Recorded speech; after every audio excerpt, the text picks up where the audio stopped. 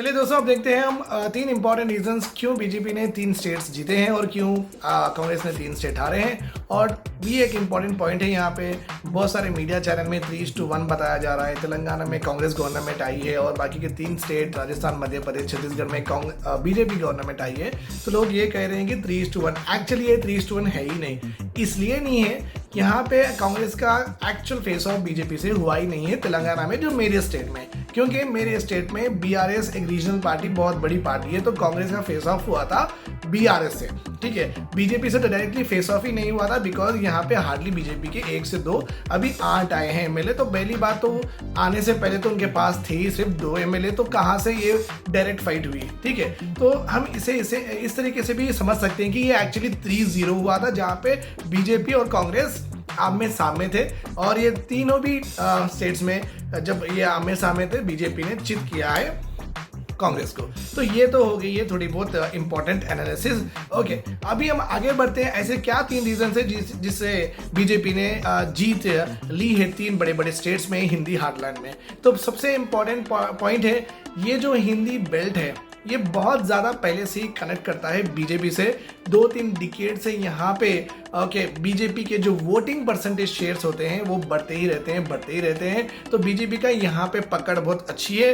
तो थोड़ा सा भी अगर कांग्रेस गवर्नमेंट ऊपर नीचे कर दे तो बीजेपी आना यहाँ पे शॉर्ट था ही। ठीक है, तो ये एक इंपॉर्टेंट रीजन है जिससे बीजेपी जीत चुकी है। ओके, और सेकंड इंपॉर्टेंट रीजन है हिंदुत्व का कार्ड खेलना। ठीक है, तो आपको पता ही है, अभी भी इलेक्शन कैंपेनिंग में कभी भी बीजेपी लीडर जाते हैं तो फिर बात करेंगे 370 आर्टिकल की, फिर बात करेंगे ट्रिपल तलाक की। तो इस तरीके से लोगों को जो सुनना पसंद होता है ना, वो लोग सुना रहे हैं। ठीक है, वो एक सेकंड है। तो हिंदुत्व पॉलिटिक्स तो उनका कोर इंपॉर्टेंट एरिया है ही है। थर्ड इंपॉर्टेंट एरिया है कि ऑर्गेनाइजेशन स्ट्रक्चर बीजेपी का बेहतरीन है। जो बीजेपी के जो नीचे के विंग्स होते हैं, एसोसिएशंस होते हैं, बहुत सारे हैं।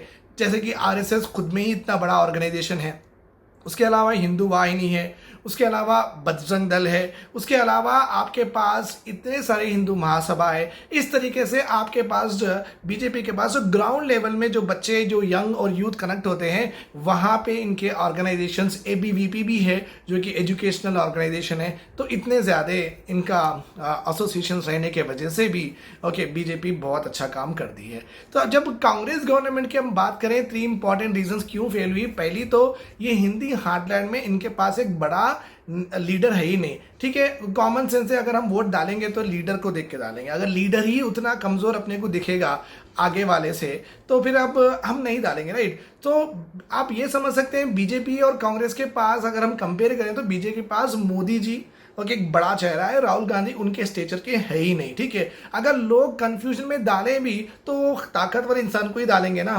तो वो एक है, क्योंकि राहुल जी अभी तक इतने बड़े लीडर बने नहीं है कि लोगों में उनके अंदर वो कॉन्फिडेंस आए।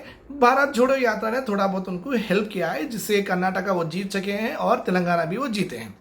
ठीक है, दूसरा ये है कि जो बेस ऑर्गेनाइजेशन स्ट्रक्चर होता है, जहाँ पे लीडर्स कनेक्ट करते हैं यूथ से, अपने कार्यकर्ता से, अपने पार्टी वर्कर से, ये कांग्रेस गवर्नमेंट का बहुत छोटा है। एक एनएसयूआई होता है, उसी से ही वो पूरी यूथ विंग को कनेक्ट करते हैं। तो इतने छोटी ऑर्गेनाइजेशन और इसके जो भी प्रिंसिपल्स एक्सेट्रा होते हैं, वो लोगों में इतना बड़ा मूवमेंट, स्टूडेंट रहो या यूथ मूवमेंट कभी ला नहीं सके, जिस तरीके से बजरंग दल एक्सेट्रा वो हावी होते हैं यूथ पे।